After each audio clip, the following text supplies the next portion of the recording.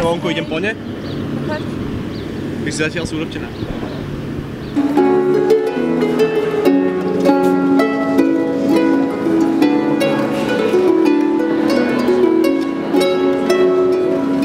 Trendsetter dneska Sloboda naživo, vyspovedáme nejakých ľudí, takže povedz nám prosím, o čom budeš dneska prednášať na tejto konferencii. A dnes som prišla na to, aby som hovorila o kreativite naživo.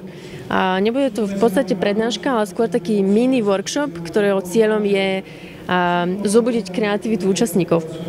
Aha, super, znie to veľmi zaujímavo, čiže tešíme sa. A možno takú druhú otázku by som na teba mal, že osobná sloboda a tá kreativita, že čo majú tieto dve veci nejak spoločné, alebo ako to ty vnímaš?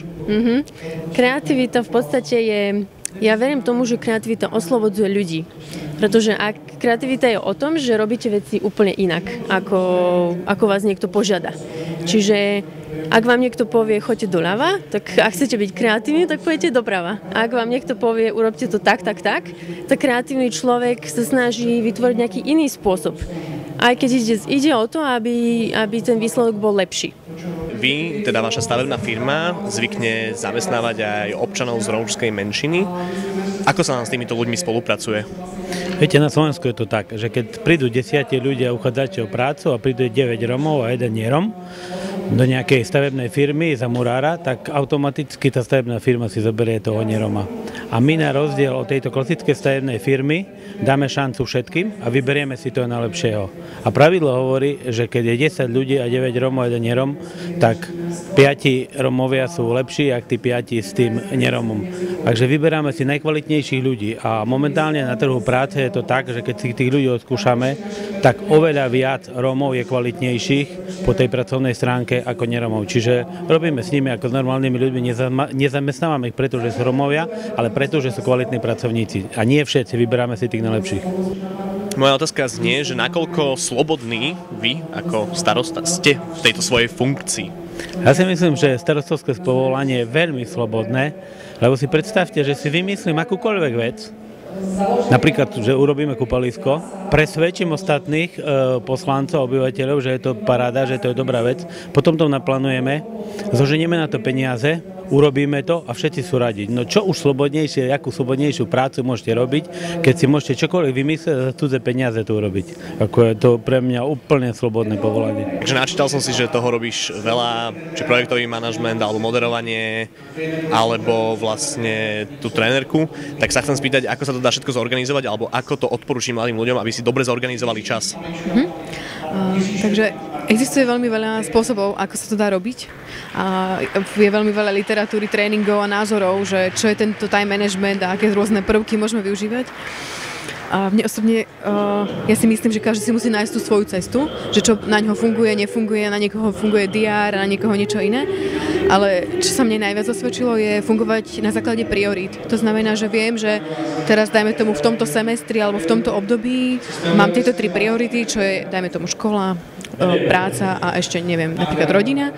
A viem, že sa venujem týmto 3 skupinám alebo týmto 3 veciam a všetko ostatné, ktoré sa na mňa tak nejak hltí postupne, tak dávam bokom, že si poviem, že OK, že keď niečo príde, nejaká pozvánka, tak si tak nejak pre seba zreflektujem, že je to to, čo v tej chvíli potrebujem riešiť alebo mám riešiť, alebo je to niečo bezpredmetné, čo dávam bokom. Čo konkrétne ťa najviac z toho baví z tých 3 vecí, čo sme spomenuli, čo robíš? A čo ma z toho najviac baví? Ťažko povedať. Ja to tak vždy zhrniem, že mňa veľmi baví dávať veciam dušu.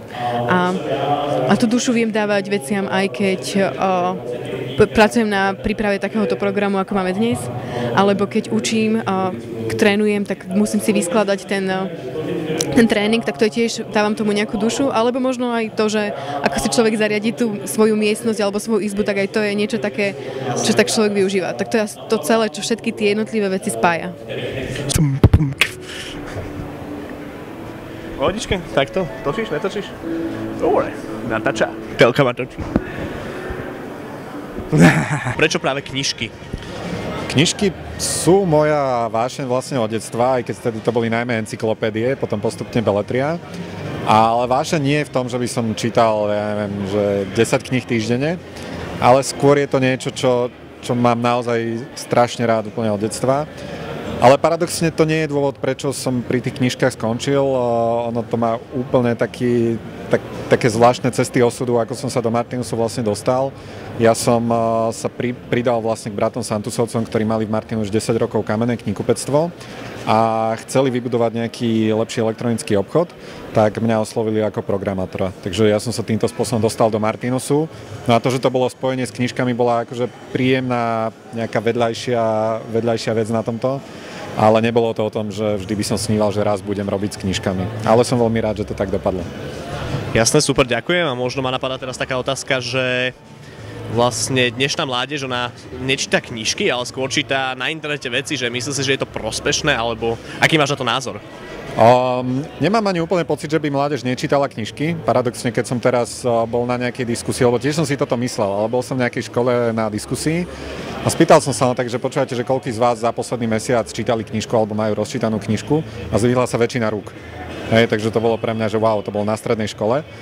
Ale úplne súhlasím s tebou, že ľudia možno dneska čítajú ešte viac ako kedykoľvek predtým, lebo čítajú statusy, lebo čítajú blogy, lebo čítajú proste tweety a popri tom mnohým zostane čas aj na tie knižky. Ale pre mňa to je proste nejaký len posun toho, že ako sa mení celý svet, tak okej, to, že kedysi nebolo čo iné robiť, tak ľudia vlastne čítali knižky, tak dneska tých možností je asi tak miliónkrát viac a tým pádom je logické, že akože človek by chcel zažiť všetko, hlavne v tej dnešnej dobe, čiže aj by chcel prečítať tie knižky, aj by chcel proste sledovať tie články, aj by chcel proste žiť vonku a sám si možno nevie niekedy úplne presne vybrať, takže na prvý pohľad to môže vyberať, že ľudia vlastne nečítajú knižky, ale podľa toho, čo my sledujeme, čo vidíme aj podľa čísel, tak žiadna zásadná zmena sa zatiaľ nestala.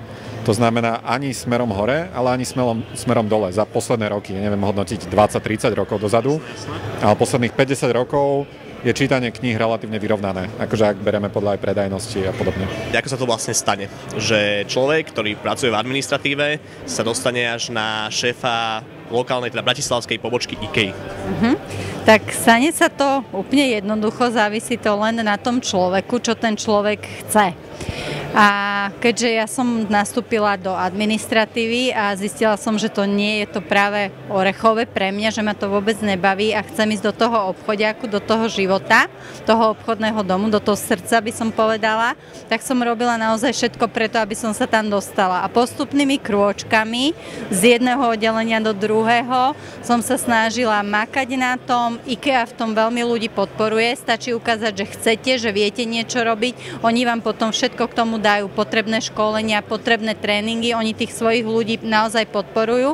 Čiže postupnou, fakt tvrdou drinou, zodpovednosťou a zodpovednosťou za tých ľudí sa viete k tomu dopracovať, že potom idete aj do predaja a idete až do vedenia toho obchodného domu.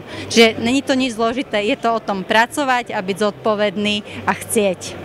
Super, ďakujem za odpoveď. Moja druhá otázka znie, že či ste sa niekedy vo svojom pracovnom živote stretli so ženskou diskrimináciou? Asi som mala veľké šťastie, takže zatiaľ som pracovala iba v jednej maličkej firme veľmi krátko a potom už pracujem v IKEA stále celých 19 rokov a zatiaľ som sa vôbec nestretla so ženskou pracovnou diskrimináciou. Nie, nemala som tu možnosť, chvála Bohu teda. Čo by mal mať taký úspešný blog, alebo ako by to malo fungovať, aby človek mohol mať úspešný alebo čítaný blog? Já myslím, že já to zkusím říct přes to, co by neměl mít. Často potkávám lidi, kteří mají pocit, že musí psát blog, tak ho začnou psát.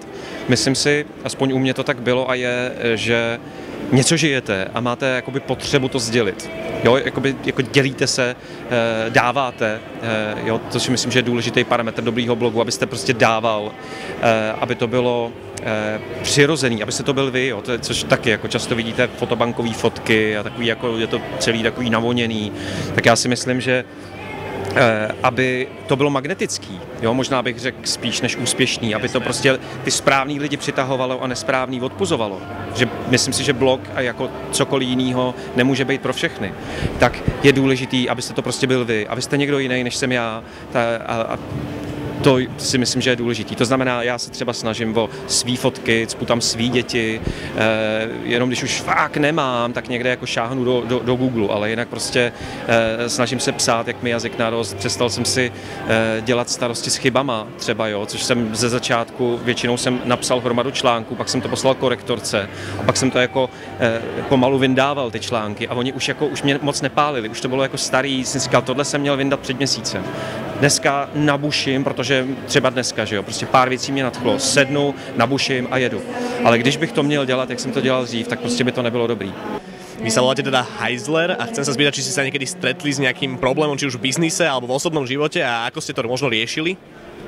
No, jako dítě to byla spousta takových, jakože hajzl. Já mám ještě, že se to píše jako doslova, já nevím, jestli to píše slovensky stejně hajzl. Ne, vy máte hajzel, ne? Ano. My máme hajzl a R.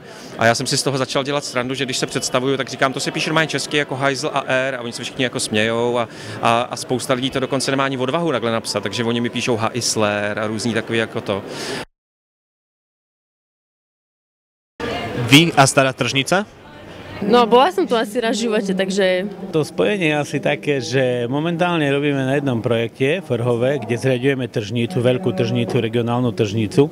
Takže keď povedali, že tržnica, tak samozrejme som vedel Stará tržnica v Bratislave, kde sa nachádza, ale už len chcel som sa ísť pozrieť, inšpirovať, ako to tu vyzerá, lebo nikdy som tu nebol, aby som vedel minimálne niečo preniesť k nám.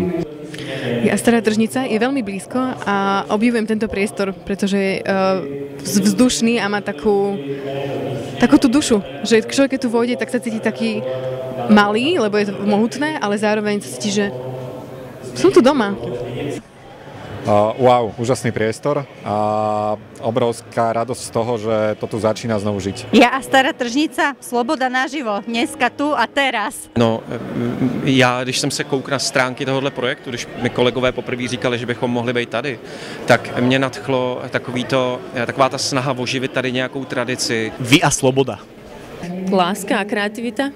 Ja som veľmi slobodný človek. Ja mám taký veľký koníček, že zoberiem si rúbsak a kúpim si letenku, kde je lacná letenka na druhý koniec sveta a 2 týždne bez toho, aby som mal objednané čokoľvek iné, okrem tej letenky, behám, chodím po tej krajine a potom niečo o tom napíšem a ja neviem bez toho žiť a minimálne 2-3 krát do roka sa musím vybrať tak slobodne sám do nejakej krajiny a potulovať sa. No znie to super, je to celkom možno aj závidenia hodné, tak vám veľmi pekne ďakujem za rozhovor. Ďakujem pekne. Ešte možno jedna sloboda, keď manželka sa dozvedela, že som dostal ponuku do slobody prednášať, tak mi povedala, vieš čo, však sloboda si v podstate ty, takže vybrali toho správneho. S tým ešte bojujem, veľmi. Sloboda je do veľkej miery to, prečo podnikám. Já a svoboda, no to je těžký sakra, to je nejtěžší otázka.